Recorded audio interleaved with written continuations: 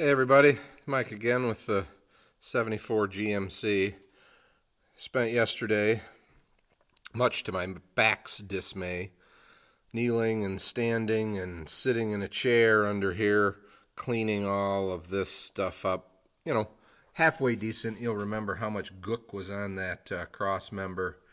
And you can see the frame rails. Just with a wire brush, scraper.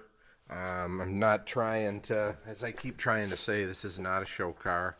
I'm not trying to get everything perfect, just trying to get, things nice and cleaned up. And while there's access, get some paint on things that I wouldn't be able to access. You can see there's that bungee cords on the tube for the power steering pump. It was dripping on that cross member.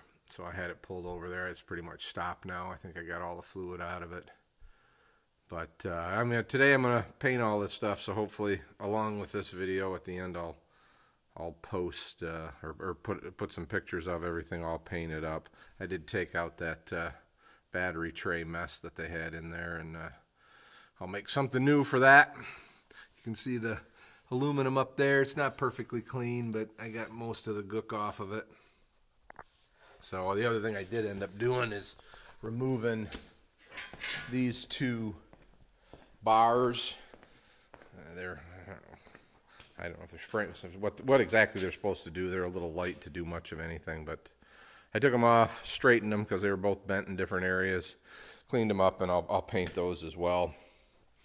There's the power steering pump. I did kind of rinse it off. It's not perfectly cleaned up yet, but I did kind of rinse it off. So there's I took the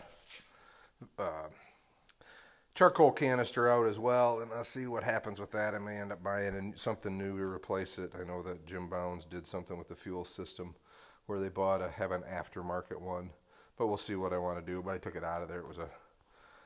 It's kind of a disaster back in there, so I wanted to clean the frame a little bit. I probably should clean up the bracket for it and paint it as well. So one of the things I want to talk about today is, I've basically been posting a video a day almost, sometimes a couple during the day. And basically, anytime you take on a project like this, and I've restored, 3 or 4 cars, the key to getting a project done is to doing something on it every day. Maybe it's ordering parts, maybe it's cleaning up the shop, organizing, or maybe it's actual work. But to keep a project moving, you really need to do something on it almost every day. Otherwise, and there's a couple examples in this shop of that, you end up with the shelf, I like to call it, my Chevelle project, which I was working on very steadily before I moved to northern Michigan 5 years ago, and basically that's the way it's sat. It's now kind of a shelf. It's got all kinds of motorhome parts inside of it, motorhome stuff leaned up against it. So that's kind of what happens. Now I do plan on getting back on that, but a lot of people, and who knows, it could be me too, never make it back to that project. So I guess with the motorhome, the big thing is not biting off more than you can chew, and hopefully I didn't do that because I did bite off a pretty big chunk. But things are moving around along, and so, all right, well, I'll take some pictures when I'm done painting, or a little more video when I'm done painting. But thanks everybody for hanging in there with me, and hope you enjoy this video. Like and subscribe.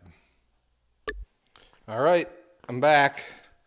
After a couple hours of fun crawling around on the ground and in that hole painting, I've got a lot done. But I'm a little tired and a little cooped up. Let's just see here what we can see.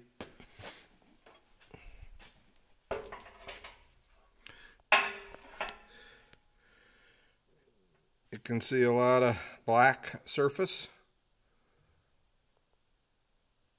There's some spots I might have missed, like I said, I'm working to try and work it into spots, and some of it next year my plan is to do the suspension next year. So when I'm doing that, then I'll clean up some more and paint some more. There's where that battery box was removed. So overall, not looking too bad. All right, tired of making you dizzy here, but have a great day. Bye.